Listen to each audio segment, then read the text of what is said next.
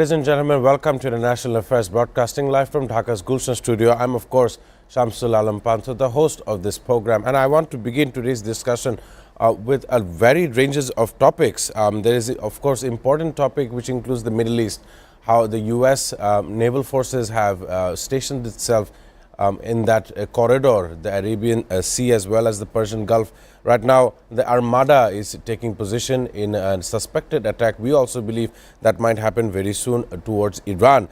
And of course, Saudi Arabia is coming out and saying that it does not support any kind of war with Iran and it will not initiate in any kind of confrontation with the nation. Of course, it is important because also Saudi Arabia hosts a lot of U.S.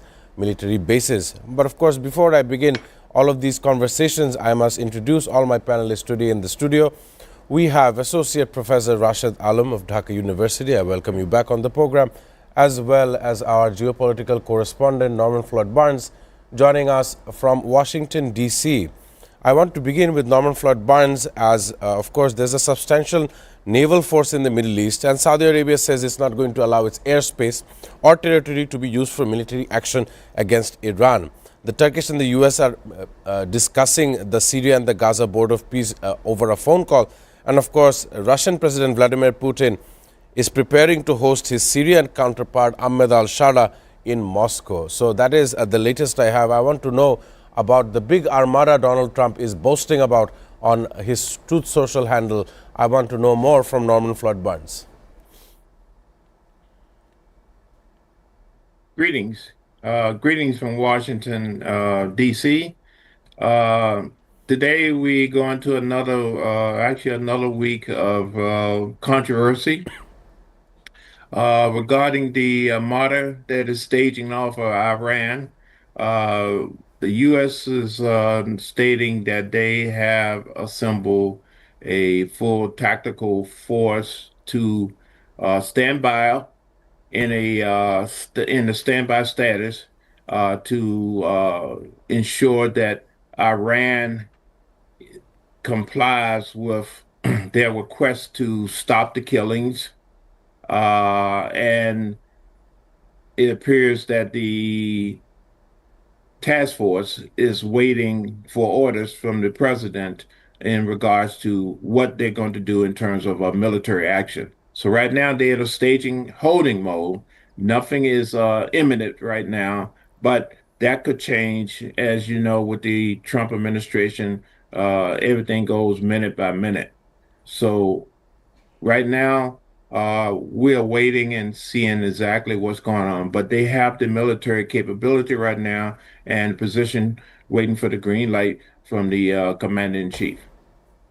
Of course, very important build-up that we see in this part of the world. The U.S. has deployed the USS Abraham Lincoln, a carrier strike group to the Middle East earlier on this week to promote regional security and stability, according to military and media reports. The U.S. also moved additional Patriot and THAAD air defense systems to the Middle East. This is signaling. Before something happens, I was seeing the social media and I saw it took millions of dollars in currency in the US dollar to move this strike group from the South China Sea all the way to the Middle East. And right now, the Pacific void, it is empty. No one is guarding that. Right now, the movement has shifted to the Middle East. I want to ask Professor Rashid Alam, this movement of weaponry, this movement of asset, movement of military personnel, it signals a very difficult time coming ahead. What is your analysis? How do you see about this? Thank you so much for bringing me here in the SATV again.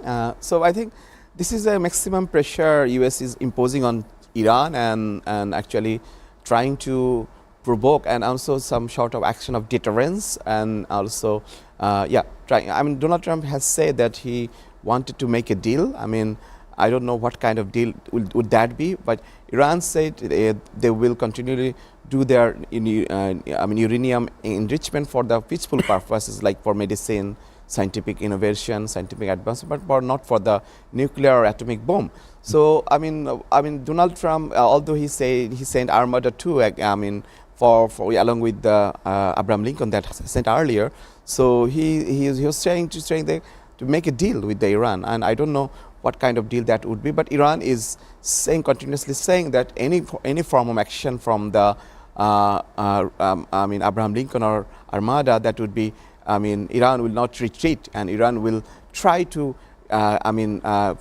put maximum restraint and maximum resistance from their whatever capacity they have, and they will do, I believe, because unlike Syria, unlike Iraq, and unlike other countries, Iran is not same kind of Iran have a different kind of capability. They are, even though they are maximum US sanction, maximum US pressure, Iran has continuously showing resilience and continuously enriching their scientific and research and enriching capability in terms of every aspect: education, engineering, research, and everywhere. And they made their own innovation, own capacities, and own armed forces, and they have IRGC, separate armed forces. So they're ready. If there any action is taken place from US side, Iran will give maximum, their answer will be ready, I think. And Iranian Prime Minister, Iranian President, everyone is saying that we are ready, whatever it takes place. Yep. Even earlier on this week and before the end of last week, we've been hearing reports coming out of Iran that the supreme leader, Ayatollah Ali Khamenei, is inside a bunker, is already removed himself from the public eye, and is already taking preparations for what is to come. But I want to ask a question to Norman Floyd Barnes. Of course, all of these missions, the ones that we've seen in Venezuela earlier on this year at the beginning, and of course, if there were to be any kind of incursion, vice versa with Iran, it would definitely take a toll on the economics of war. And I believe that moving such a huge strike carrier group such as the Abe Lincoln strike carrier group to the Middle East does take a lot of funds, does require a lot of burning of assets. So not only so, we see a regional player, Saudi Arabia, who is saying constantly that it will not allow its airspace or territory to be used for military actions against Iran, given the fact that both Donald Trump and Mohammed bin Salman are, of course, very allied and very close partners as well. So I want to understand, other players in the region, what are they trying to say? Norman Floyd Barnes. At the current time right now, we are seeing a lot of conversation from the UAE and other players about the impending military action. But you can rest assured that there's plans in place. The United States is not going to go at this. They're not going to go into Iran without the cooperation and the support and the involvement of the regional players. Like I said, the new policy is Western first. So there's a plan in place involving several of the other countries in the region to take military action. And basically Israel will be involved in it. I believe the UAE and other countries, other bases there will be involved in that. So it's not going to be just a military armada assault from the carrier group Abraham Lincoln. Will be a regional response to this. So certain things are in place, plans are in place. It's just staging right now, waiting for the green light, and it will be a multi-country response to this. So it looks like this weekend could be a good time for this to happen, but we don't know. We have issues here. We have our Congress is trying to figure out our budget, and we have this issue with the domestic. We're dealing with domestic. They call it domestic terrorism in Minnesota. So there's a lot of things going on right now, and the president is trying to juggle a lot of apples right now at this week. This week will be a very historical week in terms of how we move forward for the rest of the year. And things that occur, I believe, this weekend will give us more insight on exactly where this Trump administration is going to go between now and midterm. A brilliant analysis from Norman Floyd Barnes about the impending issues that are affecting common Americans as well as the American environment of people living there. I want to have another question to Norman Floyd Barnes. I know that President Donald Trump is aware of the double shootings that happened in Minnesota, and his administration is saying, as of yesterday, he's going to de-escalate a little bit in Minnesota. That is what he has said yesterday, and on a Fox News interview, he has said that bottom line, it was terrible. Both of them were terrible. Of course, earlier on in January, Renee Good was fatally shot by an immigration officer, followed by Alex Pretty, who was killed after being stopped by border agents this past weekend. So, of course, these deaths have ignited protest not only in the locality but also across America. I believe international media is also taking out the fact that there may be a federal government shutdown following the 30th of January. And, of course, all of this combined is affecting the image as well as Donald Trump's administration, or the capacity to lead such a nation like America. So once again, I want to have another comment before I can come back to the studio. These double killings and the real role of community policing. What does the sheriff have to say? What does all the agencies have to say in this matter? And I believe that this was escalatory in the fact that Donald Trump had deployed ICE agents to not only Minnesota and that area, but also in other parts of America as well. So I want to understand how you felt about all of these matters as a whole. Norman Floyd Barnes. Thank you for that question. It's very complicated, particularly being a retired law enforcement officer myself. The notion of federal officers and how they are working and performing now is something, as we're law enforcement officers stating, we have never seen before. Their actions are based on a total different training model. The actions are taken are not coordinated with the locals. The local and state law enforcement officers are now looking at this situation as a cleanup mess regarding these invaders. These federal officers are going in there and starting up a lot of problems with the communities. The communities are now responding back. They are now resisting. The future looks very dismal for the federal officers working in areas like Minnesota and other parts of the country.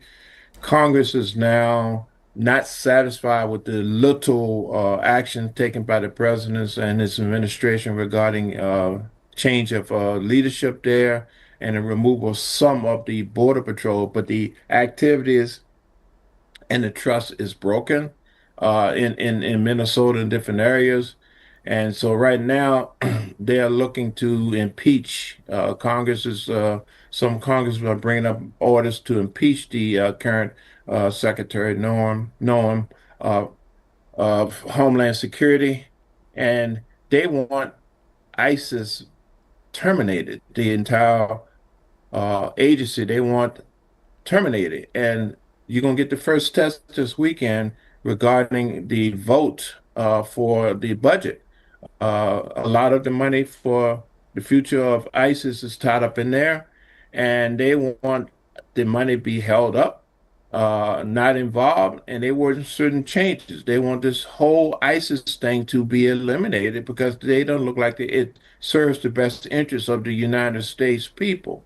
It serves the interests of the current administration, but the issue right now, how much you want to do, and some of the Congress are stating that this is worth shutting down the government.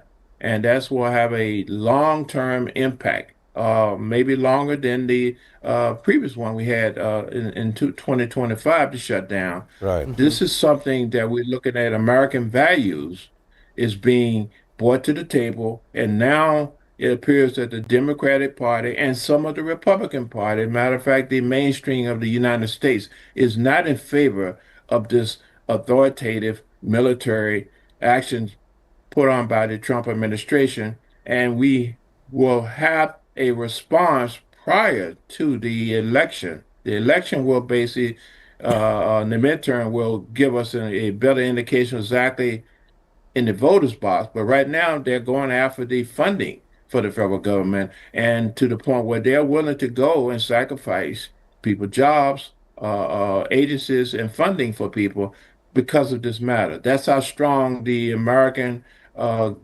people are concerned about this action. And what we're waiting to see exactly what President Trump and his administration response would be regarding this. Will they continue? Will they back off, or will they make some type of concession? My Right. opinion is that some type of deal will be made by the deal maker, Donald Trump. I must thank Norman Floyd Barnes for this beautiful observation regarding all of these issues. As I head back into the studio with Professor Rashad Alam, you were hearing Norman Floyd Barnes. It is rough waters for American citizens as we see a double shooting over this last month. And of course, the last federal shutdown lasted 40 days with no paybacks or no salaries of those who are working in government offices. And we are suspecting that in 2 days, another federal shutdown may happen. Your observations before we can go for a short break. Thank you so much. I mean, it was really not expected that gonna be taking place soon, because the last time when it happened in 2025, we hope that this shutdown before the next shutdown, it will take longer time. But unfortunately, that is again happening, and it's really dangerous for the federal officer, federal employees, because it's actually, I mean, and many services that U.S. citizens deserve to get will be stopped from this shutdown again. And I think it's good in terms of checking and balancing Donald Trump action, particularly the executive dominance over everything. Unilaterally called for war and everywhere in the world, Greenland, Venezuela, Iran, and everywhere. So I think Congress will try to put some sort of pressure on Donald Trump by taking this kind of action. And also you said the immigration police, the extravagance they're doing currently in the Minnesota, particularly it's an issue like irregular migration, illegal migration. But America is a country for immigrants. Everyone dreams of going to America. And America is survived due to this diversity of immigrants coming from everywhere in the world. But I don't know why Donald Trump is very much protectionist at the moment, and he is actually doing everything against American long-term policies, like they're welcoming immigrants, they're welcoming free trade. Donald Trump is going absolute against direction, like he's the head of the now protectionism in the global trade protectionism, global tariffs, where everything is like going to be escalation of the conflict and instabilities at various parts of the world, and within the US as well, like the Minnesota killings and this kind of protest that taking place against the Donald Trump. I think will be heavily impacted the midterm election, although he has some support bases. But I think the concerned citizenry of America, they will give their voices in the verdict in the midterm election, I think. Of course, that verdict, he does have support from some Americans, but his policy will affect those very Americans. He's tariffing any nation that does not see eye to eye with his policies, and that tariff affects the American consumer market or the consumer household. So, of course, that has huge implications. But ladies and gentlemen, it's time for a short break. We were talking about various issues relating to the world, but after the break, we will be talking about Keir Starmer's visit to China. Do stay tuned.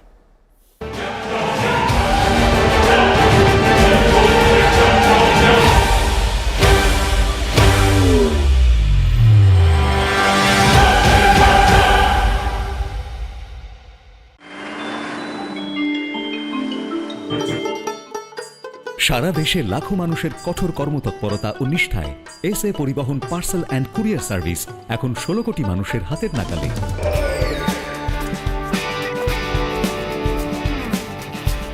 দীর্ঘ 30 বছর ধরে বিশ্বস্ততা ও দ্রুততার সাথে সেবা দেওয়ায় গ্রাহক সেবায় এখন শীর্ষে। বাংলাদেশে গ্রাহক সেবার সাফল্যের পর এসএ পরিবহন পার্সেল অ্যান্ড কুরিয়ার সার্ভিস এখন বিশ্ব বাণিজ্য কেন্দ্র সিঙ্গাপুরে। আপনার যে কোনো পণ্য সিঙ্গাপুর থেকে বাংলাদেশে বুকিং এর জন্য যোগাযোগ করুন। এসএ পরিবহন private limited, logistics, parcel and courier service, 22 Roberts lane, Singapore 218302। Phone 0065 629 24900।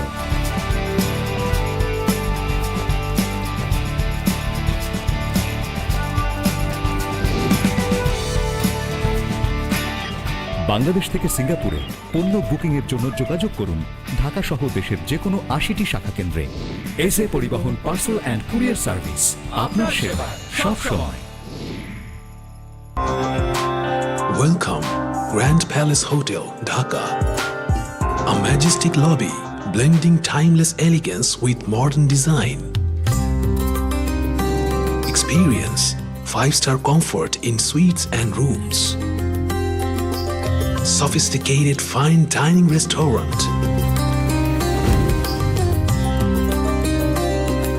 Crystal clear swimming pool for ultimate relaxation. Modern gym and serene spa for well-being.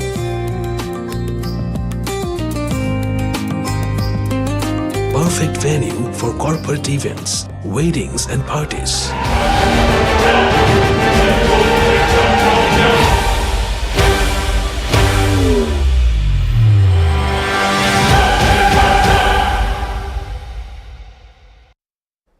Ladies and gentlemen, welcome back to International Affairs Broadcasting in Dhaka's Gulshan studio. Of course, today's panelists include Associate Professor Rashid Alam of Dhaka University, while we have Norman Floyd Barnes from Washington, D.C. I want this part of the segment to focus on a different angle, but as I've touched on Middle East, I want to also talk about the other players that are moving around on this beautiful planet.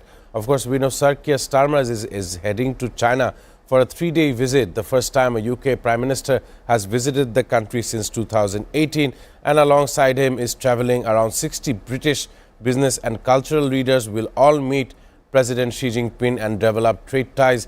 And on the flight, he was of course saying that he wants a comprehensive and consistent approach to China rather than veering from golden age to an ice age. And on various issues such as human rights, Starmer says that I've always raised issues that need to be raised while declining to go into specifics. I want to ask this to Norman Floyd Barnes. This would be the second Western leader coming into China, talking with the Chinese this very month. Of course, we know Mark Carney had landed in China, who's the Prime Minister of Canada, and he had made sure of deals which included almost $1 billion US in investment, Chinese investment in Canada, which is important for the Canada economy to grow.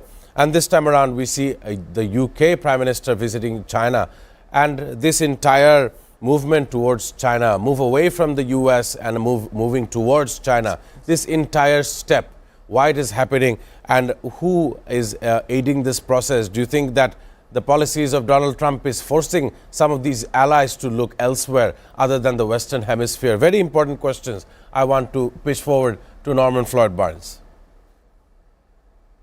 Yes, thank you.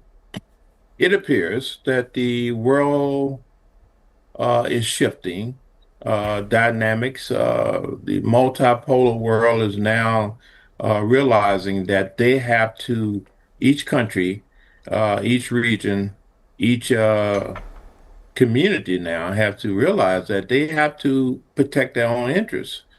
The United States has came out this year with their policy on how they want to proceed dealing with the world. They have an emphasis, the United States emphasis on focusing on maintaining, developing the American first way, and that is largely focused on controlling what happens in the Western Hemisphere. Consequently, other players like Europe and the Middle East and other parts of the world has to now look at other partners, other ways of doing business. China has always stated that we are going to be the alternative. So people are now looking at an alternative, and yeah, as you know, China is a very is a country built on infrastructure development and trade and commerce.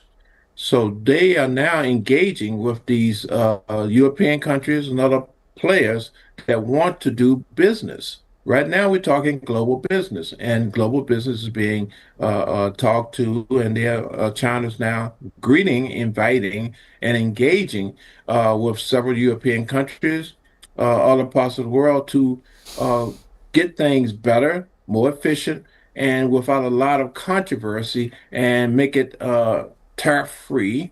The U.S. Implications of using tariffs and military force is not being accepted very well on a global platform. That will now, isolate the United States and to basically continue work with your plan on Western dominance in the Western Hemisphere, rather the rest of the world moves on with its daily life. Uh, it's a shift. There's a trade. There's a situation going on in Europe.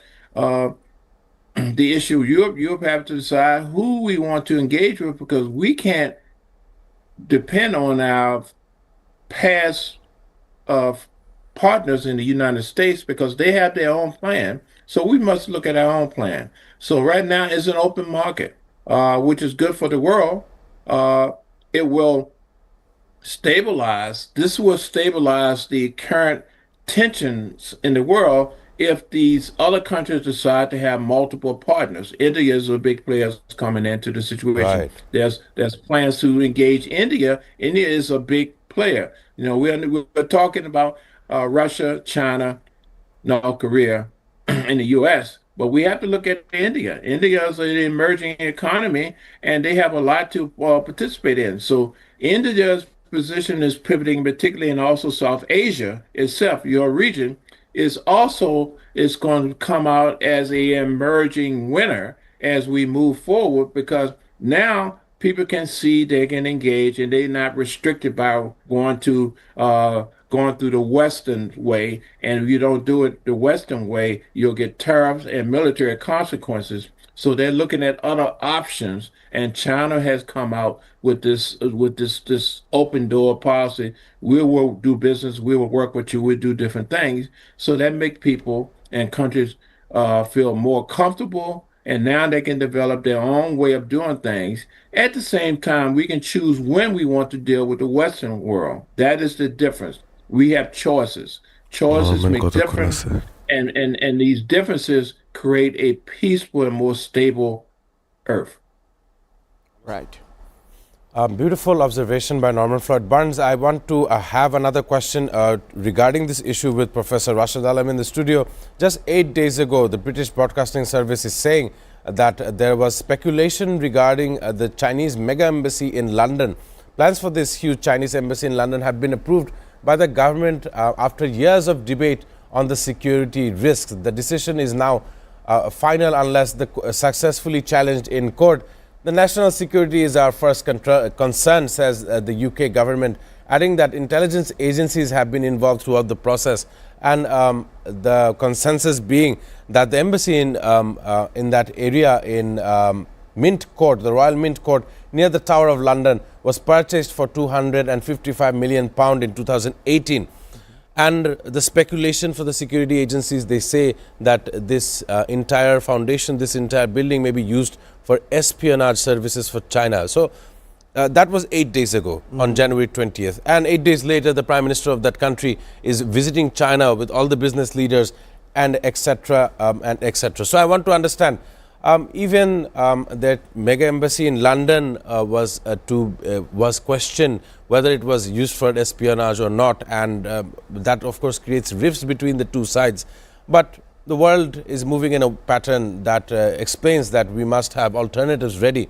I want to ask about the UK-China friendship from you, as I know that you have been well versed with the UK traditions as well. Thank you so much for the questions. Yeah, the espionage case, I think China is very much, monitoring the activities of some Chinese nationalists are also staying in the UK at the moment. You know, the Iranian, lots of Iranian foreigners living in different countries of Europe, America, and other countries, and Iran international medias, Iran international news, they are continuously provocating lies against the Iranian regimes back in Iran. So this kind of activities actually questioning Iranian sovereignty. At the same time, some of the Chinese foreign nationals who are staying in the Western world, they also have some sort of some reservation against the current CCP, Chinese Communist Party political leadership. So I have seen several times that they are protesting against different parts of the London against the CCP government. So one of the purpose might be to monitor these Chinese nationals who are staying in the Western world and working against China's interest, and also some of the Western politicians who might have been useful for Chinese foreign policy, or China who might be targeted or who might be useful can be used for Chinese interests. So this might be the purposes. But I want to come down the second question, like the Keir Starmer visit to China. I think Europe now have somehow, due to the Greenland issues, they have came to their sense. I think, because of as long as U.S. attack on Syria, they remain silent. U.S. attack on Libya, they remain silent. The U.S. attack on Iran, they associated with the USA. But now when U.S. is attacking some part of Greenland, they came to the sense like, okay, yeah, our long-term allies is also our enemy. And that's what Iranian leadership, like Imam Khomeini said several years ago.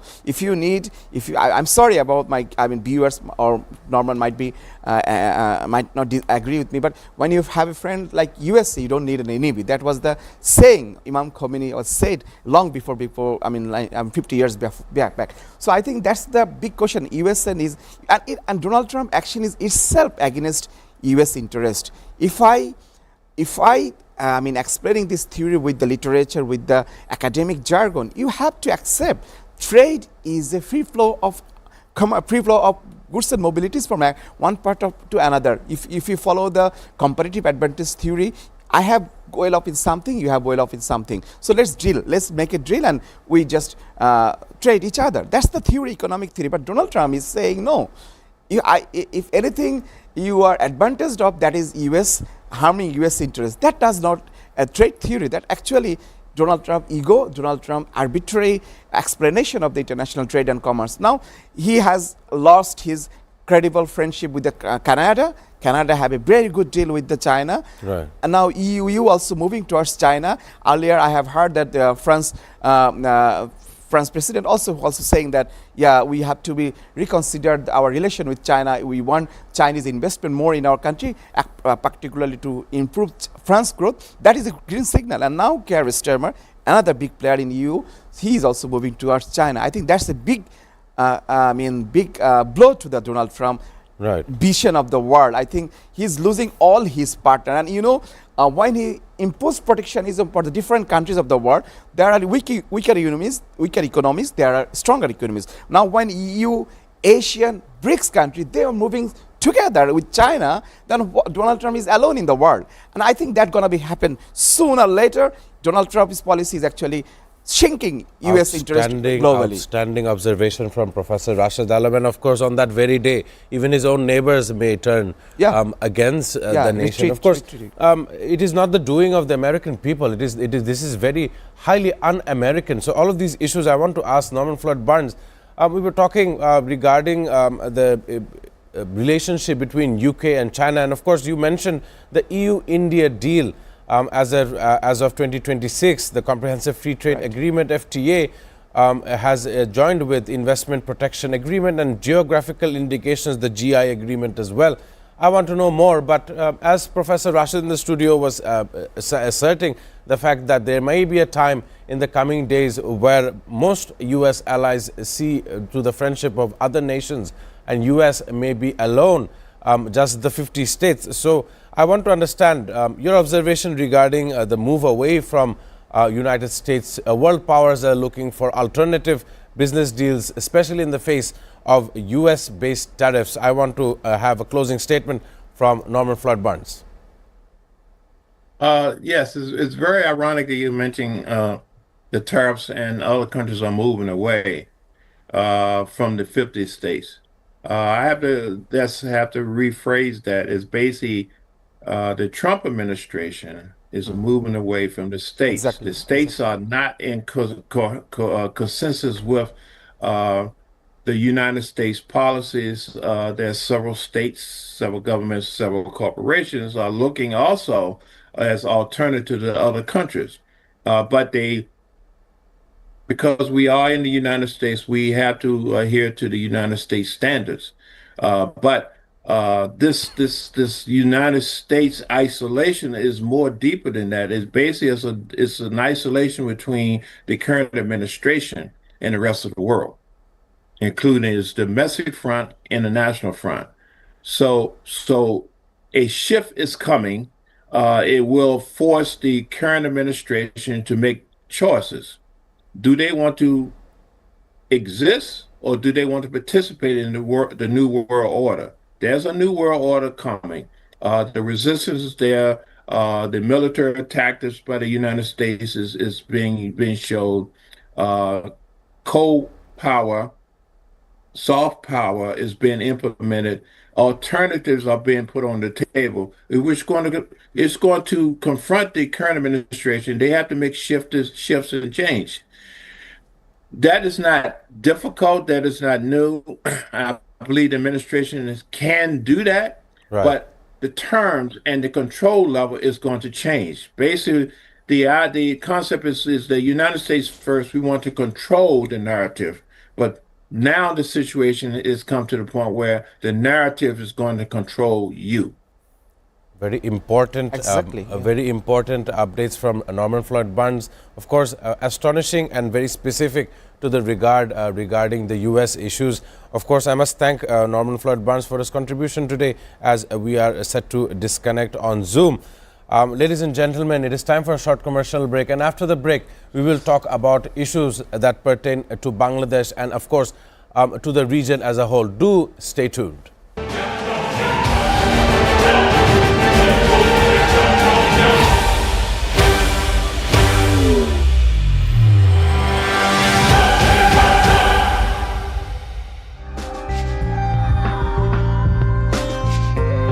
Seamless and secured, elegant and eye-catching design. Indulge, relax, discover the first 5-star chain hotels in Bangladesh. Grand Palace Hotel Dhaka, 22 Kakrail, Dhaka, Bangladesh. Welcome to Grand Club at Mirpur 10 Dhaka.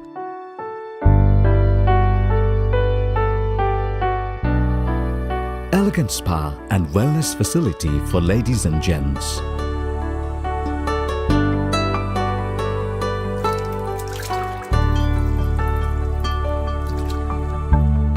Play pool and snooker in international standard billiard zone.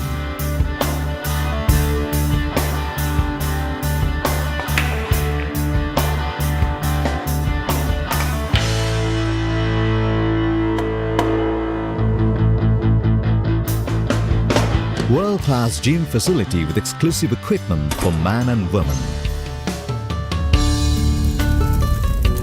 A restaurant of delicious local and international cuisine.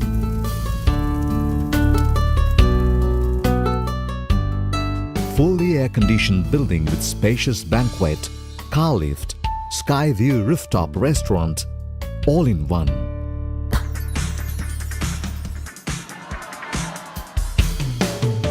Grand Club Limited, Mirpur 10.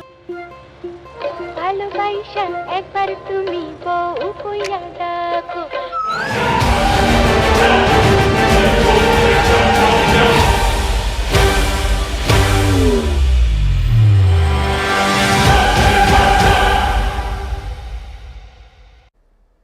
Ladies and gentlemen, welcome back to International Affairs. In its last segment, I was joined with Norman Floyd Barnes joining us from Washington, D.C. And in the studio, we have Associate Professor Rashid Alam, who I am going to ask some very important questions regarding the impact of this new global order on Bangladesh. Of course, we've seen that the manufacturing giant, it was China in the last 25 or so years, and a slow move away towards India, in which a landmark EU trade deal, a free trade deal, has already occurred for the nation of India and European nations.